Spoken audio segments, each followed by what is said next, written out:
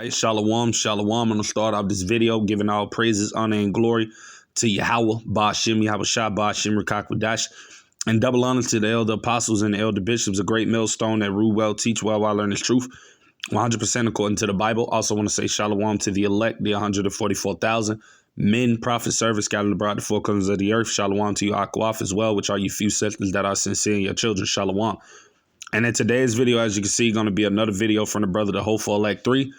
And I'm going to be building off of this video in the spirit. And ultimately, it's going to be another dream video, you see, of a Jake. You see a so-called African-American man ultimately having a vision, ultimately of a draft coming here to Babylon, the Great America.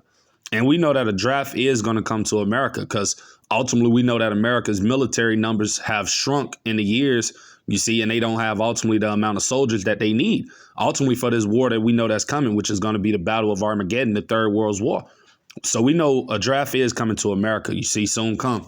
And ultimately, before you had Joe Biden got out of the White House in 2024, he actually signed a bill to where any American, you see, man or woman here in Babylon from the ages of 18 to 26, and we know it's going to be higher, that they can ultimately get drafted in a war type situation occurring, you know. And like I said, we know that World War III is going to happen because it's a part of prophecy. So there actually is going to be a draft soon coming to America. When is it going to happen? We don't know, but we know it's going to come down the pipeline in the very near future, you see, when things really heat up. So I'm going to get straight into this video, and we're going to allow, the video to play, and then I grab a few precepts, and Lord's willing, I pray it be edifying.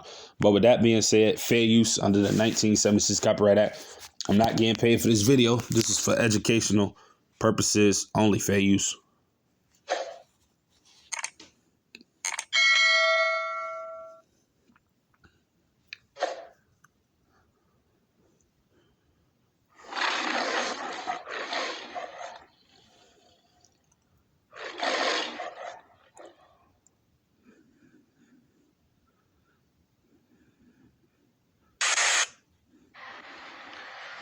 Hey, I'm not even gonna hold y'all.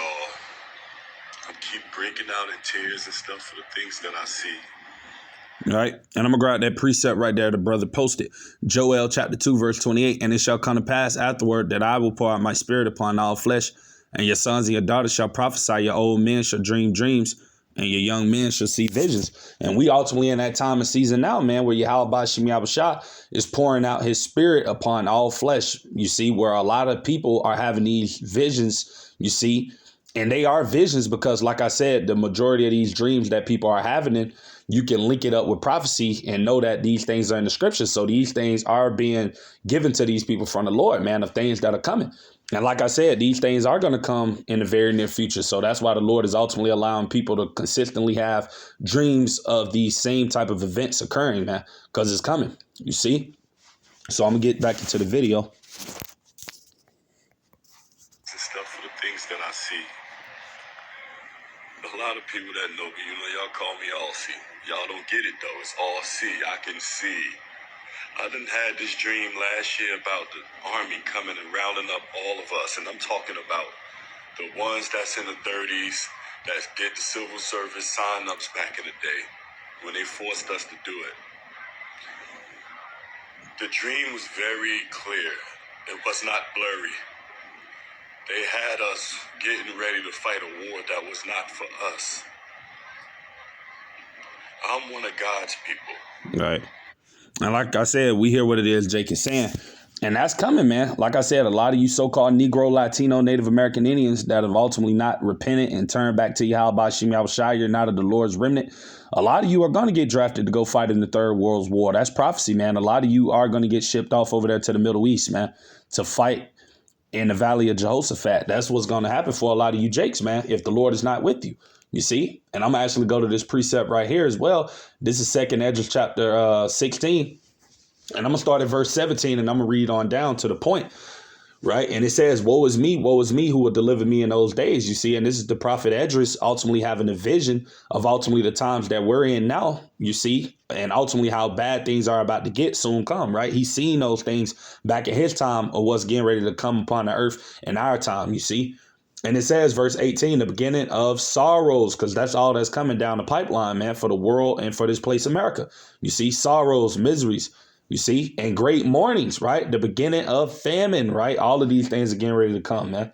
And great death, because a lot of people are about to be put to death by the Lord, man, in these times that are coming, right? By these various different things the Lord is about to send upon the earth, right? It says the beginning of wars, right? Race wars, class wars, civil wars, World War III. All of these things are coming. It says, and the powers shall stand in fear, the beginning of evils, meaning bad times. What shall I do when these evils shall come? And for the hopeful elect, you see how the nation of Israel, they're going to put all of their hope and trust in Yahweh Shem Yahushua, because the Lord is going to be with his remnant in these times of danger and these times of evil that are getting ready to come upon the earth. And the Lord is going to be protecting his remnant. You see? But this is verse 19. It says, behold, famine and plague, tribulation and anguish are sent as scourges for a mimic. You see, so the reason Yahweh Shem Yahushua is sending all of these things upon the earth, because ultimately the wickedness that's occurring, man, especially among our people, man. You see 2/3 of the nation of Israel, because it tells you in the scriptures that our people's deeds have overpassed the deeds of the wicked. That's Jeremiah chapter 5 on down. You see? But yeah, Jake is just completely wicked. That's why the Lord is going to, punish a lot of you Jakes by allowing you to get sent off to go fight in this war, man. And various other different things he's going to use to judge you. You see, as I just read, the famine, you see all type of different things, the sword, right? These are the things that are coming. Right. And I'm going to finish reading verse 20. It says, but for all these things, they shall not turn from their wickedness, nor be always mindful of the scourges. You see, so even with all of the hell that's going to be breaking loose and everything that's going to be going on, you see, our people are still not going to be trying to seek the Lord, man. Right. But verse 21, it says, behold, victuals goes into food, right, shall be so good, cheap upon earth that they shall think themselves to be in good case. Right. And that's what's going on now. You see, because a lot of these people, even though the price of food and things like that is going up, you can still go to the store and be able to buy food and get certain, groceries and things like that. But it's going to come a time where, guess what? You won't be able to get none of these things, man, because it's all going to, start shortening up, man. Like I said, you're going to have famines, food shortages. You ain't going to have resources like that for real in these times that are ahead, man. You see? But it says, behold, victuals shall be so good, cheap upon earth, that they shall think themselves to be in good case, right? Talking about these people, which, like I said, they ultimately think themselves to be in a good case now. They think everything is going good for them. You see? And these people ultimately don't know what's getting ready to come upon them soon come, man. Right? Because these people are at ease in this place. You see? They don't see the evil that's ahead. Right. That's why it tells you in Proverbs 22:3 that a prudent man foreseeth the evil and hideth himself, but the simple pass on and are punished. And these Babylonians are some simple people, man. Right. It says to be in good case. And even then shall evils grow upon earth. Right. Sword, famine, and great confusion. That's all that's coming, man. Right. Verse 22, for many of them that dwell upon earth shall perish of famine. Right. A lot of you Jakes are going to, starve to death. You see, that's going to be a lot of you Jakes a lot in this time. You see, and we know that perishing of famine is a horrible death, man. You see, but that's why ultimately Yahweh Shem Yahushua is going to bring upon a lot of you wicked Israelites in this time that we're coming into, man. Right. And I'm going to go to a precept just to touch on that, man, because like I said, famine is a terrible way to perish. And that's going to be a lot of you Jakes lot, you see, that are not of the Lord's elect, man. Lord's willing, we be of the Lord's remnant, because ultimately we don't know if we're of the Lord's elect. That's why we say hopeful elect. Abaratazah, we are of that number, that we're deemed worthy to escape what's coming, man. You see, because we're not exempt. We're going to be in the midst of these things as well. We just pray and hope that, our works and everything that we're doing is pleasing in the sight of Yahweh Shem Yahushua, that he does have mercy upon us, right? But this is Lamentations chapter 4, verse 8. It says, their visage is blacker than the coal. They are not known in the streets. Their skin cleaveth to their bones. It is withered. It has become like a stick. And that's going to be these people in America, man, real soon, in the midst of all of this chaos and everything that's going to be happening in this place. Hey, you're going to have people out here, that was 300-400 pounds. These people are going to be shrunk and small to the size of a stick, man. You see, it says their skin cleaving to their bones. That means, people are going to be absolutely, just looking through, man. You see, if Yahweh Shem Yahushua is not with you in these times, you're going to be, just finished, man. You see, these people are about to go through absolute hell. But ultimately, that's what Yahweh Shem Yahushua is bringing upon his earth. As I read on up earlier, it said these things are set for scourges for a mimic. So the Lord is sending these things as punishments, man. You see, this is verse 9. They that be slain with the sword, talking about the gun, which is the modern day sword or any killing instrument, right?